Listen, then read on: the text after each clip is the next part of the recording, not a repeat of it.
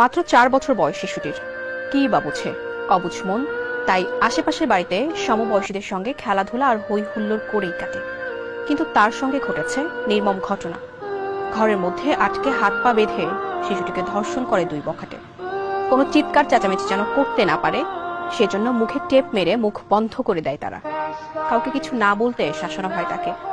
তবে হঠাৎ এক নারী বিষয়টি টের পেলে শিশুটির পরিবারকে জানান।